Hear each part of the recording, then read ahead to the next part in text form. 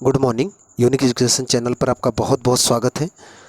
आप लोगों को टाइगर रिजर्व से संबंधित कुछ बातें बतानी है।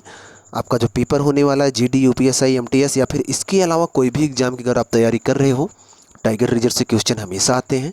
चलिए हम शुरू करते हैं और कुछ चीज़ें बताएंगे, और जिसको बताएंगे कि ये बहुत इंपॉर्टेंट है वो तो आप कॉपी में नोट करिए या फिर अपने दिमाग में नोट करिए, वो आपको हमेशा याद होना चाहिए। उसके अलावा भी जो चीज़ें बताएंगे वो भी इंपॉर्टेंट होंगी, लेकिन जिसको मैं फोकस करके बताऊं कि ये मोस्ट इंपॉर्टेंट है, इसका मतलब वो कई बार पेपर में आ चुका है और आगे पूछा जा सकता है। चलिए शुरू करते हैं। ध्यान से देखिएगा और चीज़ों को समझने की और याद करने की कोशिश करिएगा।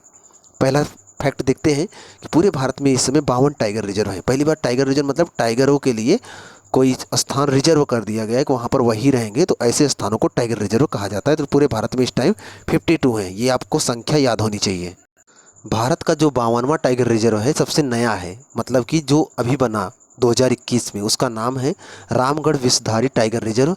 ये राजस्थान में है। इंपॉर्टेंट है, नाम भी याद रखिएगा, करंट में भी आएगा, वैसे भी आएगा। ये 52वां है, मतलब एकदम से नया है, 2021 में इसे बनाया गया है रामगढ़ विषधारी के नाम से। राजस्थान में है ये, इसको आप याद रखिएगा।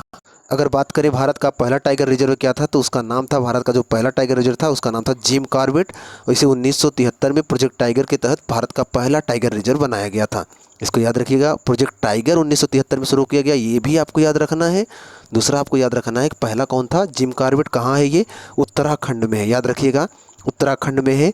इसे ही 1936 में नेशनल पार्क का दर्जा अंग्रेजों ने दिया था, और प्रोजेक्ट टाइगर के तहत पहला टाइगर रिजर्व इसे ही बनाया गया, याद रखिएगा।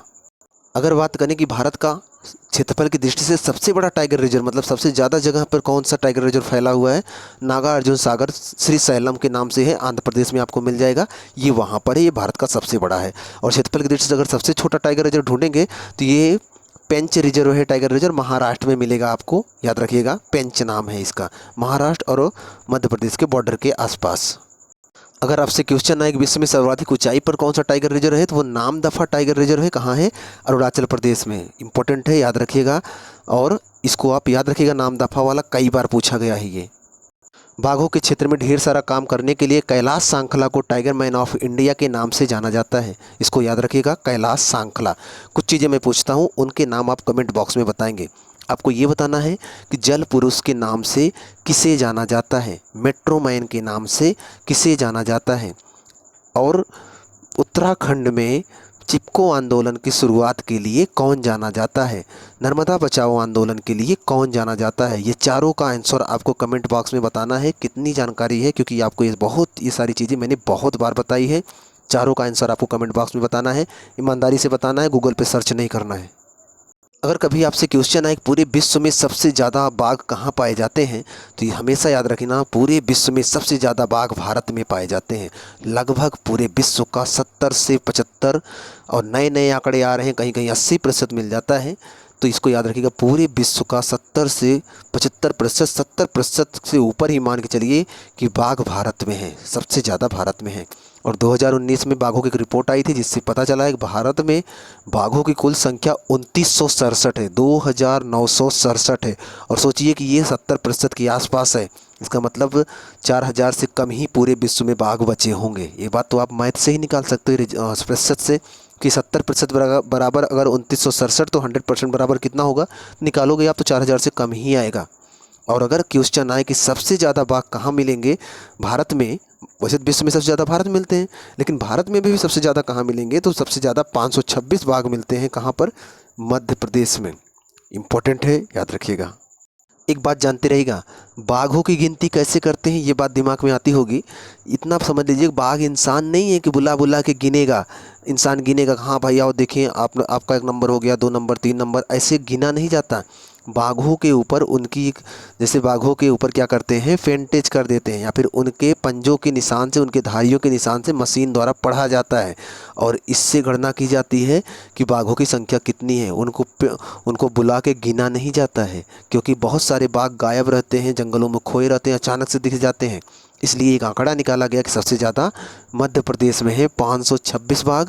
और दूसरे नंबर पे अगर बात करें तो कर्नाटक में है, कर्नाटक में है 524 बाघ।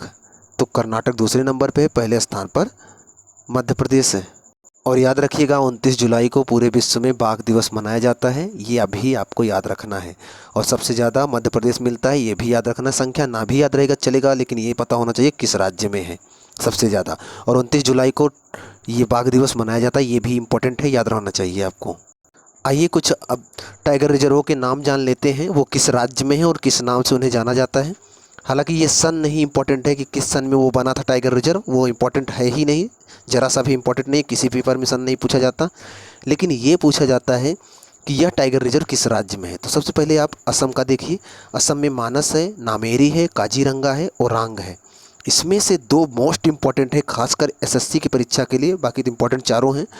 काजीरंगा और मानस ये मोस्ट इम्पॉर्टेंट है, दोनों असम में है, याद रखिएगा। नामेरी ओरांग याद रहेगा तो ठीक है, नहीं तो काजीरंगा तो मोस्ट इम्पॉर्टेंट है, और मानस। और काजीरंगा एक चीज़ के लिए और प्रसिद्ध है, वो है एक सींग वाले गैंडों के लिए। तो ये आप जानते रहिएगा, काजीरंगा और मानस असम में है, इम्पोर्टेंट है, मोस्ट इम्पॉर्टेंट है, याद रखिएगा। उसी के बगल में आपको एक राज्य मिलेगा अरुणाचल प्रदेश। अरुणाचल प्रदेश में नामदफा है, पखुई है, कमलांग है। इसमें से नामदफा मोस्ट इम्पॉर्टेंट है, ये नाम याद रखिएगा। कमलांग या पखुई भी मिल जाए तो मतलब याद कर सकते हो तो कर लीजिए, लेकिन नामदफा तो आपको याद होना चाहिए, पूछा जाता है। आंध्र प्रदेश का मैंने बताया था, नागार्जुन श्रीशैलम जो कि भारत का सबसे बड़ा है, ये भी बताया था मैंने, इसको भी आपको याद होना चाहिए।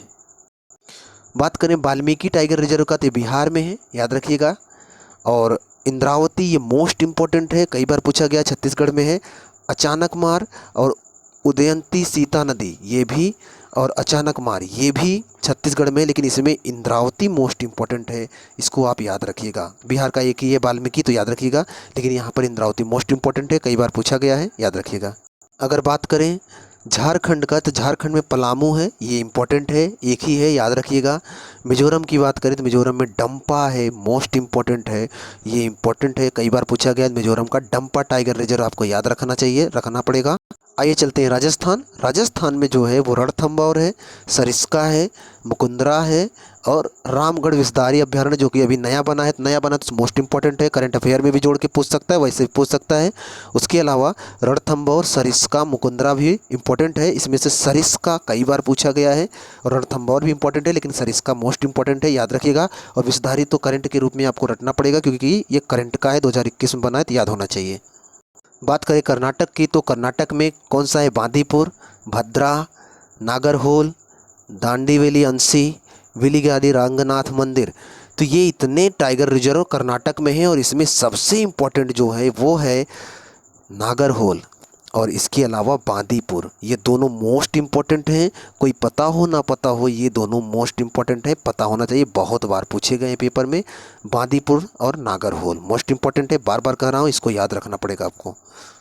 बात करें केरल की, तो केरल में पेरियार है। पेरियार तो आप जानते हो, पेरियार नदी है, पेरियार अभ्यारण्य है, पेरियार झील है। केरल में तो बहुत सारी चीज़ें पेरियार के नाम से हैं, ये वैसे ही याद हो जाएगा, इंपॉर्टेंट भी है। पराम्बिकुलम, मतलब केरल का ये दोनों मोस्ट इंपॉर्टेंट है, और इसमें खासकर पेरियार तो ज़्यादा इंपॉर्टेंट है, आपको दोनों याद रखना होगा, केरल का है, याद रखिएगा।